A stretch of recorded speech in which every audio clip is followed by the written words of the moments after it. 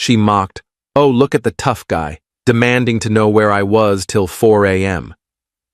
After she skipped our anniversary dinner, I replied, "Not anymore." She didn't know I'd already tracked her location to her ex's place. The locks were changed before she woke up that afternoon. I'm 31, male, and was with Lily, 29, for 4 years, engaged for 6 months. Our anniversary was last Tuesday, not just our dating anniversary, but the day we got engaged. A big deal for us, or so I thought. I booked a table at the Italian restaurant where I'd proposed. Same spot, same vibe. Pulled strings with the manager, a college buddy, to make it happen. Told Lily 3 weeks in advance. Added it to both our calendars. Even got her a necklace she'd been eyeing as an early anniversary gift. That morning, she kissed me goodbye. "See you at 7:30, love. Can't wait to wear the necklace." Perfect. I had a diamond pendant she'd hinted at in my coat pocket, planning to surprise her at dinner. Skipped lunch to leave work early, got a trim, bought roses, texted her at 5 o'clock. "Heading out now. Love you." She replied, "Love you too. Getting ready." Arrived at the restaurant at 7:20. They had Prosecco chilled, her favorite lilies on the table. The waiter, Marco, remembered us from the proposal. Everything was set. 7:30 passed, 7:45, 8 o'clock. Texted, "Hey, running late?" Read receipt on. No response. Called at 8:15, declined after 2 rings. That's when I knew something was wrong. If she was driving, it'd ring out. If she was in trouble, she wouldn't decline. She chose to reject my call. Marco checked in. "Hold the table, sir?" At 8:45, I paid for the Prosecco and left. Drove home to an empty house. Her car was gone. The necklace I'd bought was still in its box on the dresser. Here's the thing about Lily. She's glued to her tablet. Uses it for everything. Graphic design, shopping, social media. And she'd left it on the counter that morning. It pinged with a notification. A message from Mark Evans. Except she'd quit that yoga studio 8 months ago when we got engaged, saying she wanted to focus on wedding plans. I shouldn't have checked, but I did. The messages went back 2 months. Started harmless. "Hey, long time." Then escalated to "miss our chats" and "remember that rooftop night?" Tuesday's thread. Mark. "Still good for tonight?" Lily. "Yes, so excited. Haven't seen your new place. I'll make it worth it. I'll say I'm at Claire's. Anniversary dinner's next week anyway." She'd intentionally mixed up the date, telling him our anniversary was next week. Latest message sent at 8:47 p.m. "Almost there, babe. Traffic's wild. Start without me." I stared at that tablet for maybe 10 minutes. 4 years, pendant in my pocket, wedding venues reserved, and she's heading to her ex's on our anniversary. Didn't text her, didn't call again. Got to work. First checked our lease. Both names, but I'd covered rent solo since she launched her business. A craft shop making maybe $200 a month. The landlord liked me, had said if we split, he'd keep me as tenant. Second, wedding vendors. Deposits were on my credit card. Her name was on contracts as the bride, but I was the payer. Started emailing. Venue, cancel Torres Wilson wedding. Photographer, June booking off. Caterer, process cancellation. DJ, services no longer needed. Most deposits were non-refundable, about $8,000 lost. Worth it.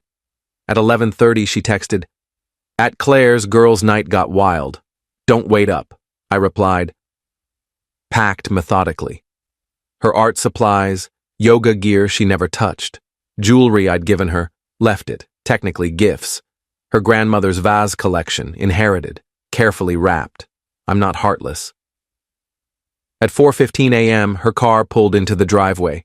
She crept in, shoes in hand, dress rumpled, hair disheveled. Froze when she saw me on the sofa, boxes around me. "What's this?" "Packing your stuff." "At 4 a.m.? Are you crazy?" Interesting time to get back from Claire's. She played it cool. We lost track of time. You know girls' nights. "With Mark?" Her face went white. "What?" I held up her tablet. "Forgot this? He thinks our anniversary's next week. She cycled through emotions fast. Denial. It's not what you think.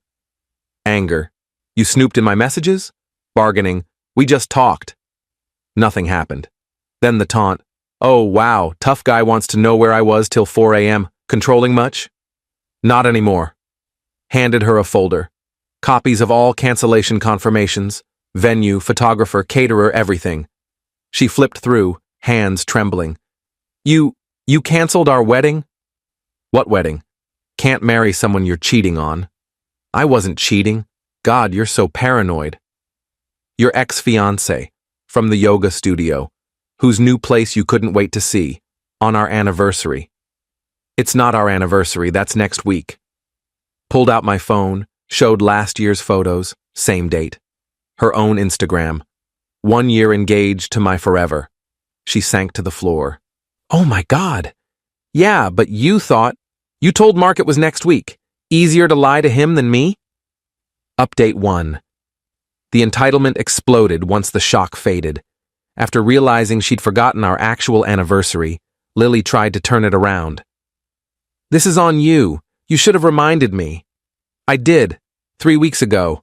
Added it to your calendar. Got you a necklace. Well, I was overwhelmed. Wedding planning's exhausting. What planning? You've done nothing but browse Pinterest for 6 months. She crashed at her sister Ava's that first night. Ava called me the next morning. What did you do to her? She's a mess. I didn't do anything. She spent our anniversary with her ex. She said it was a date mix-up.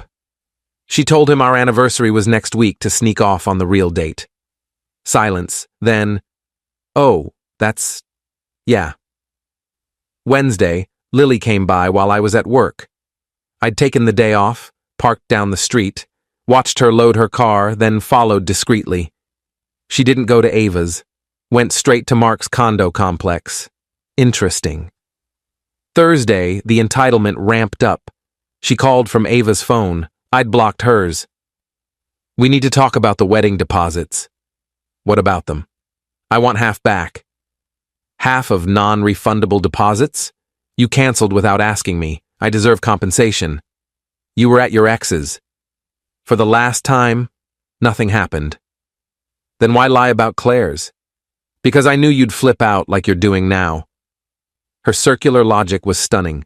Cheats, lies about it, blames me for reacting to the lie. No compensation. I paid all deposits, my name on the receipts. That's financial abuse. That's consequences. She hung up. 20 minutes later, a PayPal request for $4,000. My half of wedding deposits you stole. Declined. Blocked on PayPal too. Friday, she made her worst move. Posted on social media. When insecure men cancel your wedding because they're threatened by platonic friendships. Ladies, trust your instincts when something's off. Dodged a toxic bullet. Comments started supportive. Then our friend Nate chimed in. Wait, didn't you skip your anniversary dinner to hang with your ex? Lily. It was a misunderstanding. But you told him it was next week? Sounds like deliberate deceit orthodox. The tide turned. People asked questions. She deleted the post within an hour, but screenshots spread. Then Mark's girlfriend joined the conversation. Yeah, Mark had a girlfriend. Sophie, together 8 months. She saw the screenshots and messaged me. Was Lily at Mark's Tuesday night? According to her tablet, yes. That lying. He said he was at a work event. His work event lasted till 4 a.m. Can you share those screenshots? Did better. Met her for coffee. Showed her everything. 2 months of texts, anniversary night plans, new place messages. Sophie was calm, sharp. He doesn't know I know. I want to do this right. Got it. I'm packing her stuff now. Is she staying with him? Think so. Her car's at Mark's daily. Sophie's smile was chilling.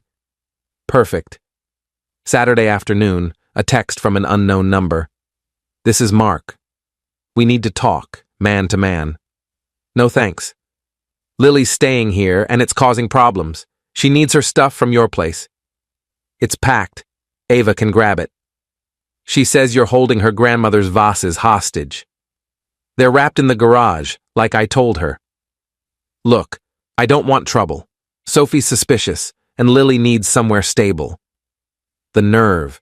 He wanted me to take back my cheating fiancé to save his relationship. Not my problem. Or Lily's. It's yours and Sophie's. You told Sophie? She asked. I answered. You spiteful jerk. You wrecked my relationship. You did that by inviting my fiancé over while lying to your girlfriend. He hung up. An hour later, Lily called from another number. You told his girlfriend? What's wrong with you? She asked if you were there Tuesday. I said yes. Truth stings? She kicked him out. He's homeless because of you. He's homeless because he cheated. You're homeless because you cheated. See the pattern? Where am I supposed to go? Not my problem. Final update. Watching Lily and Mark's fantasy world collapse has been almost cathartic. After Sophie kicked Mark out, he tried moving in with Lily at Ava's. Ava shut it down. I'm not housing my sister's affair partner, are you crazy? So there they were. Two cheaters. Nowhere to go. Mark landed in a motel. Lily bounced between Ava's couch and her parents' place 2 hours away. Then, Lily's entitlement hit new peaks. She started a crowdfunding campaign. Help me recover from financial abuse. Claimed I'd trapped her financially and canceled her dream wedding as punishment. Goal, $10,000 for rent and moving costs. She raised $50 from her mom. Meanwhile, Mark faced his own fallout. Sophie was his business partner in their yoga studio, 60% hers, family funded, 40% his. She offered a buyout, fair value minus his work event hotel costs. Turns out Lily wasn't his only side piece. Sophie had receipts, credit card charges, security footage of him with other women, not Sophie. Mark's fitness world reputation tanked, lost his Instagram verification. Supplement sponsors dropped him, from yoga influencer to unemployed in 2 weeks. Lily tried to stand by him, posting about rising from ashes together. Then she learned about the other women, called me sobbing from her mom's phone. Did you know? Know what? That there were others, that I wasn't special. I knew he was a cheater. Details are his problem. How many? Ask Sophie. She's got spreadsheets. Spreadsheets? Color-coded. She's thorough. Her broken wail almost made me feel sorry. Almost. I ruined everything for nothing. The wedding, the apartment, United States, for someone with 3 other girlfriends. 4, including Sophie. She hung up. Last week I ran into Ava at the supermarket. Awkward but polite. How's Lily? At our parents'. Working at Dad's lumber yard. Deleted her social media after, Mark? Moved to his mom's out of state. Sophie bought him out cheap. Good for Sophie. Yeah, she's thriving. Studio's up 40%. We parted ways. That night, a text from Lily's old number.